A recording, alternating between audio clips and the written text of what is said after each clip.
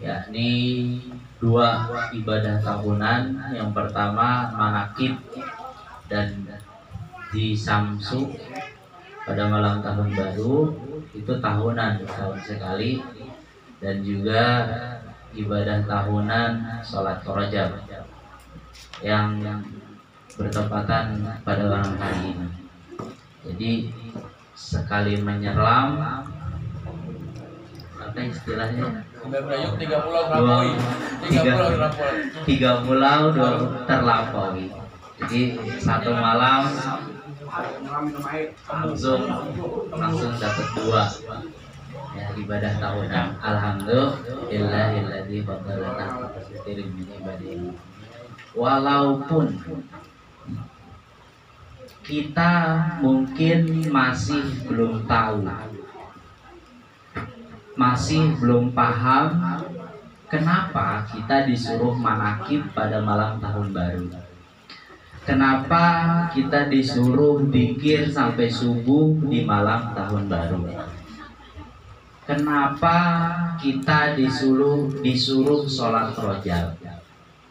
Kita nggak tahu, bahkan kita mungkin yang baca kitabnya aja hanya sebagian kecil ya, yang baca dalil resminya,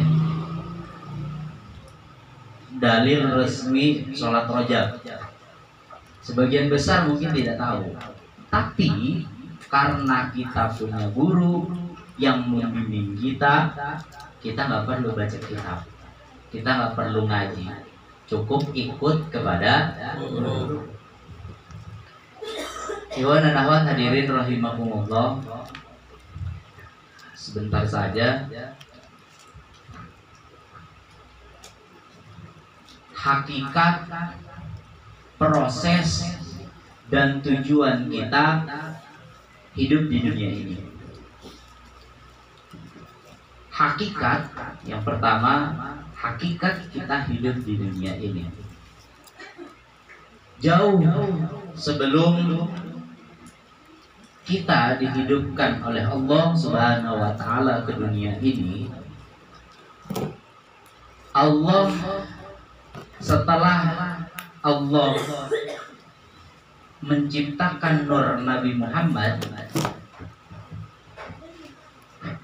karena kita tidak akan bisa hidup kalau tidak ada nur Nabi Muhammad. Jadi yang pertama kali diciptakan oleh Allah adalah nur Nabi Muhammad.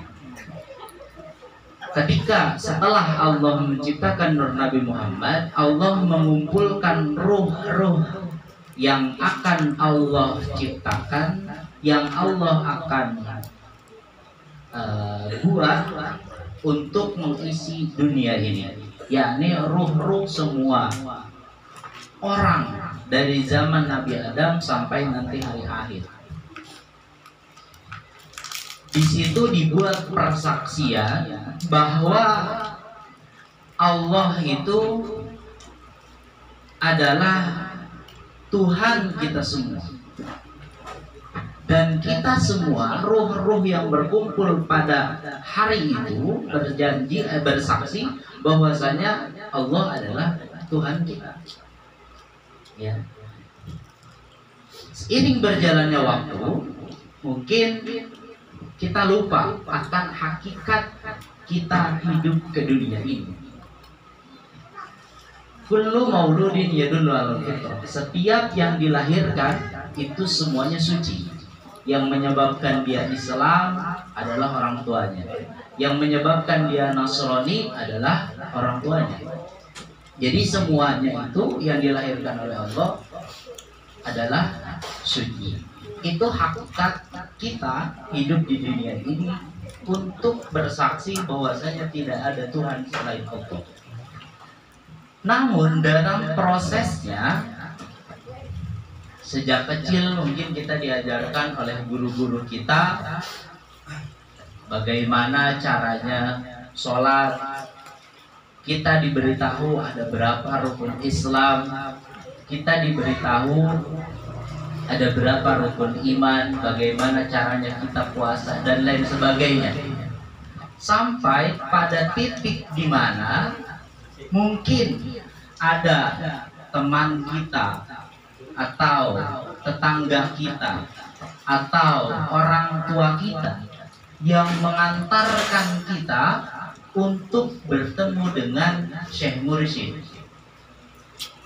Ada yang bertemu Syekh Mursyid di masa 37 Abah Anom, ada yang bertemu dengan Syekh Mursyid di zaman pengarsa Abah Awas. Jadi wajib kita berterima kasih kepada orang yang mengantarkan kita untuk bisa sampai dan mengenal Syekh Mursyid. Dan jadi dalam prosesnya seperti itu.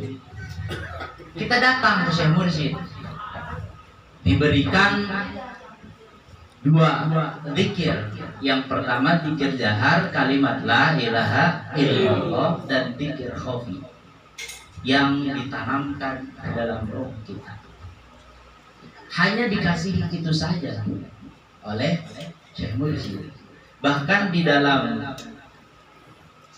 kitab Miftahus Sudur itu, wa kana Nabi sallallahu alaihi wasallam yulaqinu kalimat thayyibatu li sahabati radhiyallahu anhum li tasfiyati qulubihim. Dan Nabi Shallallahu Alaihi Wasallam mentalkinkan kalimat ini, kalimat thayyibah ini kepada para sahabat itu. Yang pertama litasfiyati qulubihim, untuk membersihkan hati mereka yang hatinya kotor, yang hatinya tidak baik, banyak dindingnya, banyak penghalangnya, dibersihkan dengan zikir ini. Wa tazkiyatun nufusihim, setelah dibersihkan disucikan. Kalau kita nyuci baju itu, kalau ada untuk meminimalisir suci, biasanya kita bilas dulu. Setelah dibilas disucikan, atau disucikan dulu pakai rinso dulu, setelah itu dibilas untuk biar suci dan bisa dipakai untuk ibadah. Begitupun hati. Jadi ketika kita mendapatkan talqin dzikir, dibersihkan hati kita, disucikan hati kita, wa yusolihim ilal hadratil ilahiyah. Setelah itu kita akan diantarkan oleh Syekh Mursyid untuk bisa sampai kepada Allah. Tidak sampai di situ, tidak sampai ilal hadratil ilahiyah wa sa'adatil qudsiyah, kata Nabi, dan kita akan mendapatkan kebahagiaan yang kekal dan abadi. Jadi ketika kita mendapatkan talqin zikir ini, kalimat thayyibah ini, dalam proses menjalani kehidupan kita menemukan satu tujuan untuk bertemu dengan Allah, ya, untuk bisa sampai kepada Allah, untuk bisa usul kepada Allah, ya, dengan melalui wasilah Syekh Mursyid. Kita dibimbing dengan apa yang diajarkan oleh Syekh Mursyid pada diri kita. Alhamdulillah pada sampai detik ini kita masih bisa mengamalkan. Malam ini kita bisa berkumpul di sini melaksanakan manaqib. Jadi betapa istimewanya Syekh Mursyid, ya, bukan orang biasa. Karena Syekh Mursyid itu seseorang yang hatinya bersih, bening, suci daripada selain Allah. Kalau kita mungkin di dalam hati kita masih ada sedikit kotoran, tapi kalau Syekh Mursyid tidak ada sedikit pun makhluk di dalam hati Syekh Mursyid. Makanya disebut Syekh Mursyid, orang yang bisa menalkin. Karena kalau masih ada sesuatu selain Allah, tidak bisa mentalkin. Di dalam hatinya ada noda, tidak bisa mentalkin. Seperti yang tadi disampaikan di Manqobah, salah satu keistimewaan Syekh Abdul Qadir menjadi tangga Rasulullah untuk naik ke Buraq. Itu merupakan peristiwa Isra Mi'raj untuk mengambil sholat. Itu keistimewaan yang mungkin dialami, bukan mungkin, pasti, dan kita harus yakin dialami oleh guru agung kita pada saat ini. Karena salah satu keistimewaan Syekh Mursyid adalah bisa tajassud qoblal wujud, bisa tajassud indal wujud, bisa tajassud ba'dal wujud. Tajassud qoblal wujud seperti yang tadi disahkan oleh di dalam Manqobah oleh Syekh Abdul Qadir. Syekh Abdul Qadir lahirnya masih lama, tapi bisa menjadi tangga, pundaknya bisa menjadi tangga ketika Nabi tidak bisa naik ke Buraq karena tinggi. Jadi menjadi wasilah. Padahal Syekh Abdul Qadir belum lahir. Itulah keistimewaan Syekh Mursyid. Guru agung kita pun seperti itu. Kalau baca buku Suryalaya Bukan Panggung Sandiwara itu ada ceritanya. Bahwasanya Pangersa Abah Aos belum lahir, tapi sudah diinginkan oleh Abah Aos. Abah Anom.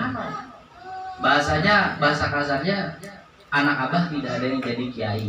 Itu untuk Abah. Padahal Abah Aos masih ada di dalam perut. Itu berarti Abah Aos sudah ada. Bahkan disebutkan oleh Abah Sepuh pada saat itu bahwa saya nanti di Panjalu akan lahir seorang laki-laki. Bahasanya cuma seorang laki-laki. Itu berarti Pangersa Abah Aos sudah ada. Tajassud qoblal wujud. Itu salah satu bukti seorang Syekh Mursyid. Sudah ada sebelum wujudnya ada. Tajassud indal wujud ada. Pangersa Abah Aos ada di Ciamis, di Panjalu, di Sirnarasa, tapi pada hakikatnya beliau hadir. Seperti di Manqobah bulan puasa, ya. Ketika Syekh Abdul Qadir mendatangi 70 undangan muridnya untuk berbuka puasa. Itu artinya seorang Syekh Mursyid bisa mendatangi semua murid-muridnya dalam keadaan apapun, ya. Itu bukti bahwasanya beliau adalah mursyid. Tajassud indal wujud, tajassud ba'dal wujud. Ada setelah tidak ada, ya. Seperti kita sering mendengar di dalam maklumat Pangersa Abah Aos yang sekarang itu sering disebutkan Abah mendengar dari Abah Anom, Abah dapat perintah dari Allah, Abah setelah puasa beberapa hari itu sering, ya. Itu berarti seorang mursyid sebelumnya membimbing mursyid yang saat ini. Tajassud ba'dal wujud, itu keistimewaan Syekh Mursyid. Dan kita meyakini guru agung kita adalah Sultanul Auliya fi hadzal zaman. Bagaimana cara melihatnya? Istiqomah. Cukup itu aja, karena al-istiqomah itu khairun min alfi karamah. Istiqomah itu lebih baik dari 1000 karamah. Karena ilmu yakin itu mahal.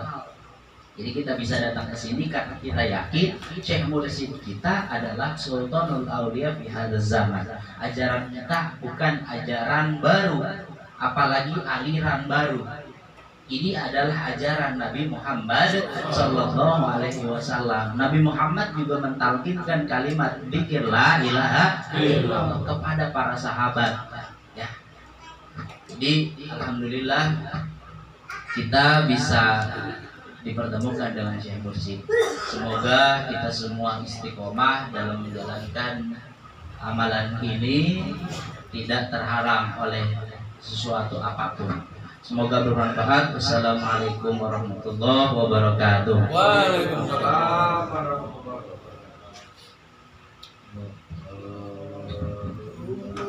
Salli ala nabiyil hashimi Muhammadin wa ala alihi wa sallim taslim. Allah